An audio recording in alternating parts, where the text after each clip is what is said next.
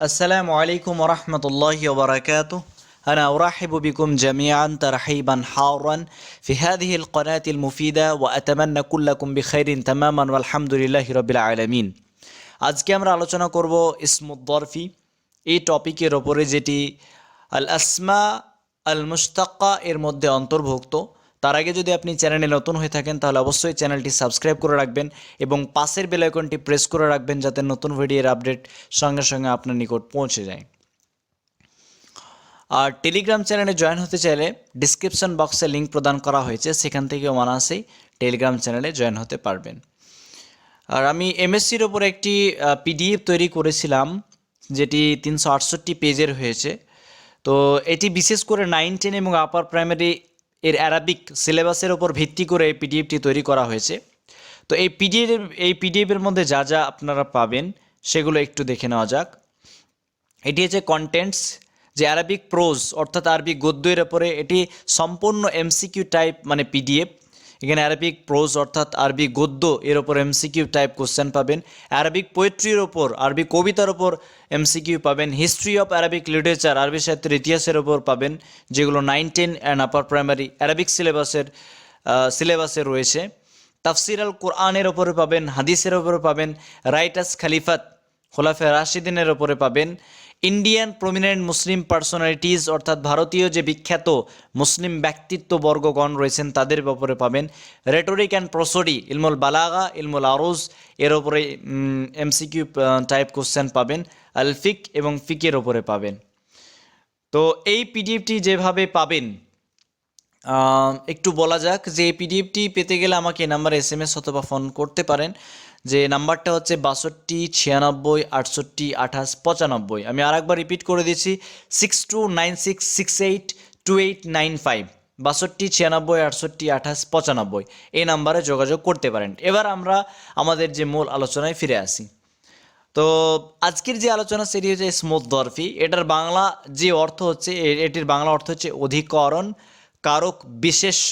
এগুলো আমরা এগুলো এক একটা সব কারক, আল আসমা আল মুশতাক্কা এর মধ্যে যতগুলো পড়লাম, যেমন ইসমুল ফাইল পড়লাম সেটা কর্তৃকারক ছিল, ইসমুল মাফউল পড়েছি কর্মকারক, তাই না? ইসমুল আলা পড়েছি, যেটা আমরা পড়লাম ইসমুল আলা আমরা পড়েছি একটা কারক, আর এখানে ইসমুদ্দরফি পড়ছি অধিকরণ কারক, তাই তো। আর ইসমুল আলা যেটা পড়েছিলাম করণ কারক পড়েছিলাম, যার দ্বারা কাজটা করা হচ্ছে, কোনো যন্ত্রকে বোঝাচ্ছে বা হাতিয়ারকে ইত্যাদি।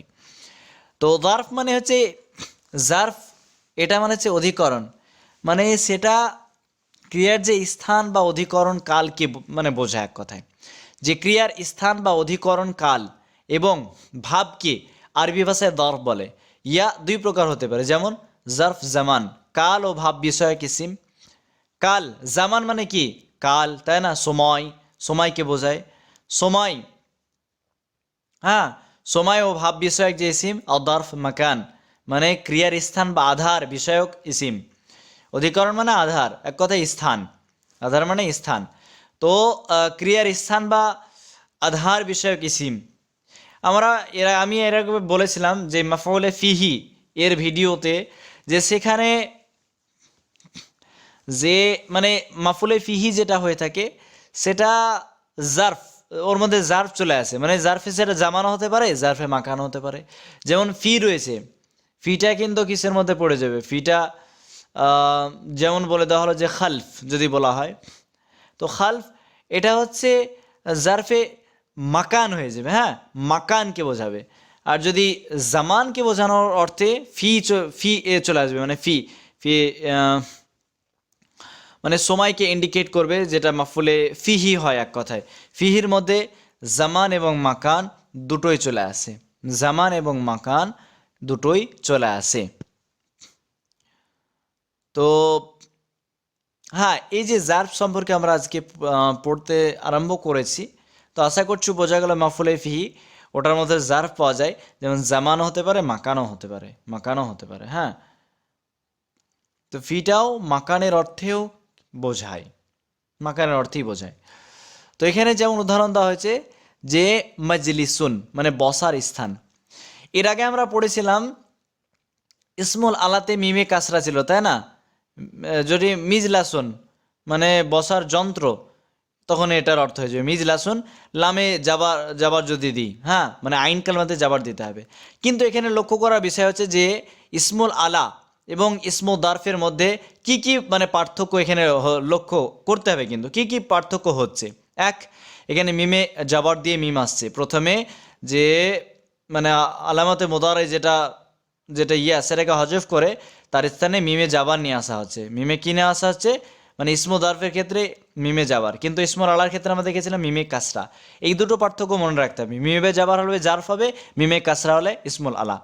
আর আরেকটা বড় পার্থক্য হচ্ছে, আরও পার্থক্য হচ্ছে, বড় না বরং এটা মাইনারি ছোটো পার্থক্য বলা হয়, যে লাম কালমাতে কি হবে, লাম কালমাতে এখানে জারফের ক্ষেত্রে কাসরা হচ্ছে, আর আমরা ইসমুল আলার ক্ষেত্রে দেখেছিলাম যাবার, তাই না? আর লাম কালমাতে দুটোরই সেম, যে শেষে তানবিনযুক্ত বর্ণ বা লেটার হবে। তো মাজলিসুন, মজলিস, সেখান থেকে মজলিস মানে না, যে কোরআন হাদিসের মজলিস, তারপর আদবের মসজিদ মজলিস, ঠিক আছে? তো মজলিস মানে আড্ডাখানা বা আড্ডা, বসার স্থান, এক কথায় বসার স্থান। সেটা ভালো হতে পারে, খারাপ হতে পারে। মাগরিবুন মানে অস্ত যাওয়ার, যাওয়ার সময়, অস্ত যাওয়ার সময়, ঠিক আছে? অস্ত যাওয়ার সময়। মাগরিবুন মানে অস্ত যাওয়ার সময়।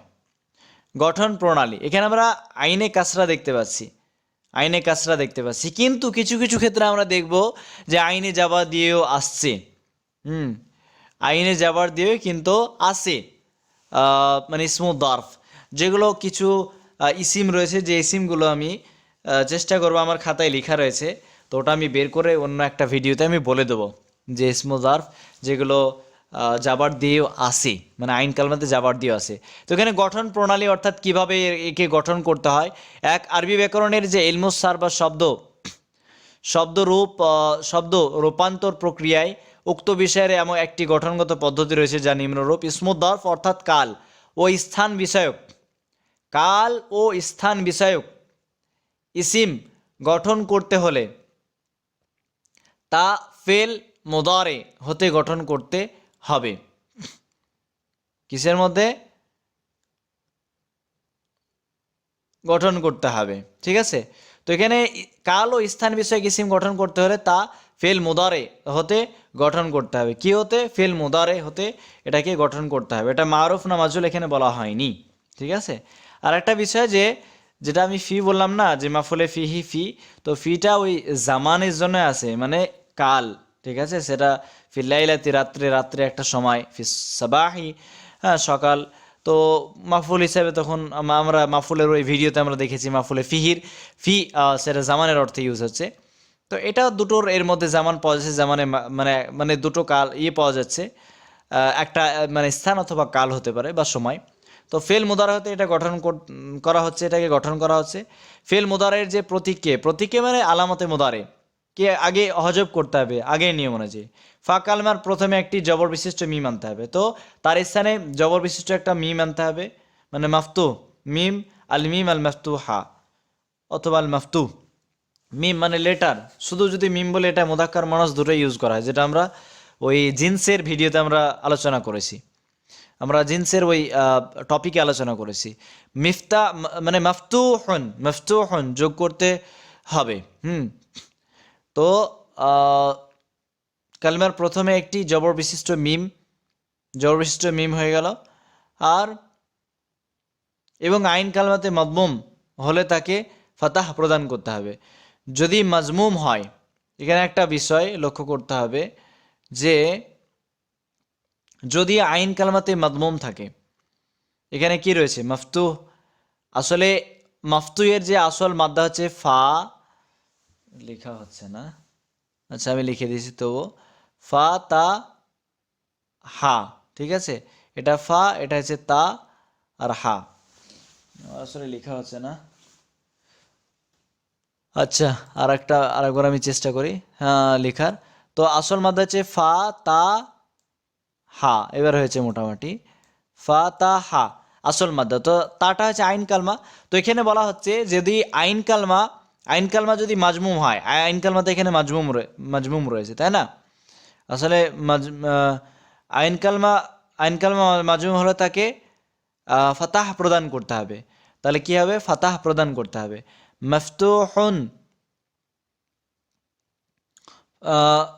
ফাতাহ প্রদান করতে হবে। এখানে কি বলা আছে, এবং আইন কালমা মদমুম হলে তাকে ফাতাহ প্রদান করতে হবে, অন্যথায় উহা আপন অবস্থায় ঠিক থাকবে এবং লাম কালমাকে তানবিন প্রদান করতে হবে। এইভাবেই ইসমুদ্দারফ এর সিগা গঠিত হয়। তাহলে এখানে যেটা বলা হচ্ছে যে মাফতাহুন হয়ে যাবে, আসলে মাফতাহুন, মাফতাহুন, মাফতুহুন যেহেতু আইন কালমাতে যদি মদমুম বিশিষ্ট হয় তাহলে সেক্ষেত্রে জাবার হয়ে যাবে মাফতাহুন, অন্যথায় উহা আপন অবস্থায় ঠিক থাকবে এবং লাম কালমাকে তানমিন প্রদান করতে হবে। এভাবে ইসমুদ্দারফের সেগা গঠিত হবে। উল্লেখ্য মাত্র 3টি সেগা ব্যবহৃত হয়। কয়টা সেগা ব্যবহৃত হয়? মাত্র 3টি। একটা মাফআলুনের ওজনে, ঠিক আছে, একটা মাফআলুনের ওজনে, তাই তো, মাফআলুনের ওজনে, আর একটা হচ্ছে মাফআলানে আর মাফআইলুন। সব থেকে সিম্পল যদি মানে গঠন করার যে নিয়ম প্র্যাকটিক্যালি যদি দেখা হয় তাহলে আপনারা আরও ভালো বুঝতে পারবেন।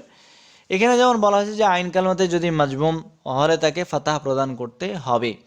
তো মাফতুহুন থেকে তৈরি করছে, আসলে মুদারা থেকে ইফতাহ থেকে যদি তৈরি করি, অথবা এটা ইসমে মাফুল, মাফতুহুন এটা আসলে ইসমে মাফুল থেকে তৈরি করছে, তো তাই পেশ বিশিষ্ট রয়েছে। তাই সেটা যখন আমরা ইসমুল দারফ করব তখন সেক্ষেত্রে কি হয়ে যাবে, মাফতাহুন হয়ে যাবে, মাফতাহুন হয়ে যাবে।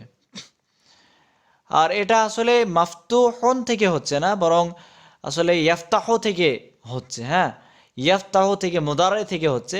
তাই সেক্ষেত্রে আমাদেরকে মাফতাহুন নিতে হবে, মাফতাহুন, মাফআলুন, মাফআলুন। আর এর আগে আমি একটু ভুল বলে দিয়েছিলাম, যে আমি বলেছিলাম, আমি উল্টোটা বলে দিয়েছিলাম।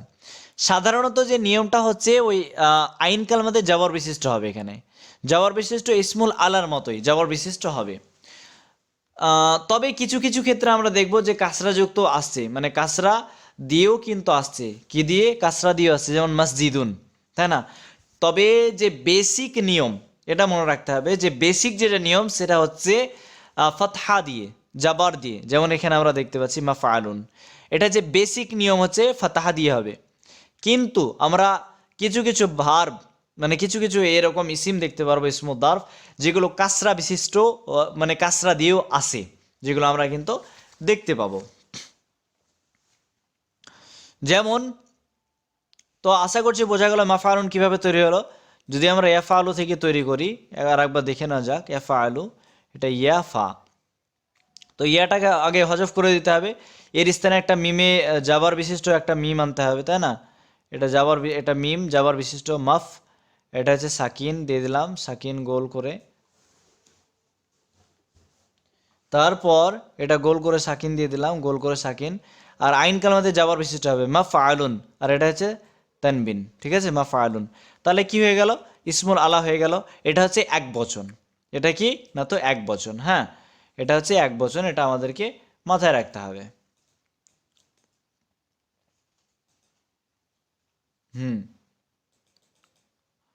তো এটা হচ্ছে এক বচন, আশা করছি বোঝা গিয়েছে। মাফআলুন, এটা হচ্ছে এক বচন।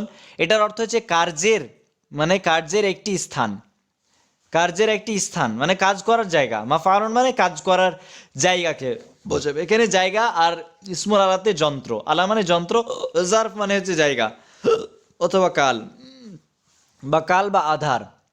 মুদাক্কার মুয়ান্নাস দুটোই ব্যবহার হয়, মাফআলুন মুদাক্কার মুয়ান্নাস দুটোই কিন্তু ব্যবহার হয়, এটা মনে রাখতে হবে।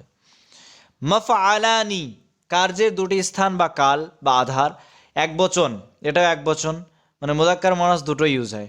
মাফাইলুন, মাফাইলুন, মাফাইলুন মানে কার্যের অনেক স্থান, কাল বা আধার, এক বচন, এটা মুয়ান্নাস মুদাক্কার দুটোই, মানে তিনটে সিগা কিন্তু ইউজ হচ্ছে, ওয়াহিদ, ঠিক আছে।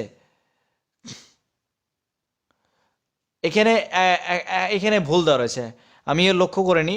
আসলে মাফআলান এটা তাসনিয়া, দ্বিবচন হবে, বইটাতেই ভুল দেওয়া রয়েছে। হ্যাঁ, বইয়ে ভুল দেওয়া আছে, এটা দ্বিবচন হবে, আসলে দ্বিবচন। আমি ফ্লোতে আমিও এক বচন বলে ফেলেছি।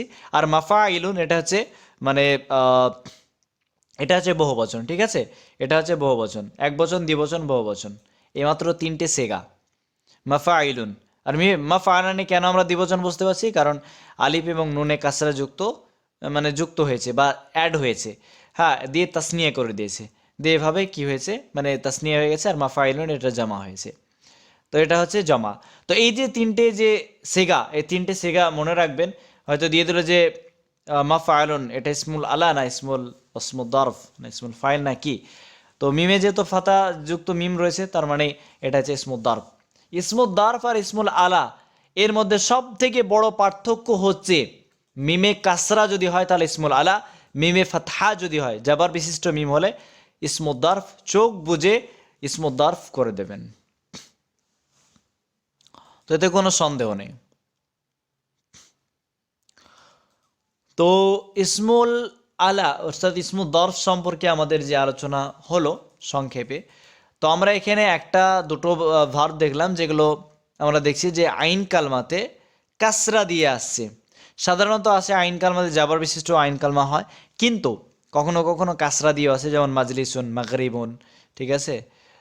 অথবা আরও এরকম অনেক ভার্ব মানে ইসিম রয়েছে, যে ইসিমগুলো আমার খাতায় লেখা ছিল, সেই ইসিমগুলো আমি কোনো এক ভিডিওতে আলোচনা করে দেব, কোনো এক টপিকের সঙ্গে আলোচনা করে দেবো ইনশাল্লাহ। তো আজকের মতো আলোচনা এই পর্যন্তই। Thank you so much for watching this video. পরবর্তী ভিডিওতে আমরা অন্য একটা টপিক নিয়ে আলোচনা করবো ইনশাল্লাহ। তো thank you so much again for watching this video. আসসালামু আলাইকুম রহমতুল্লাহি ওয়া বারাকাতুহু।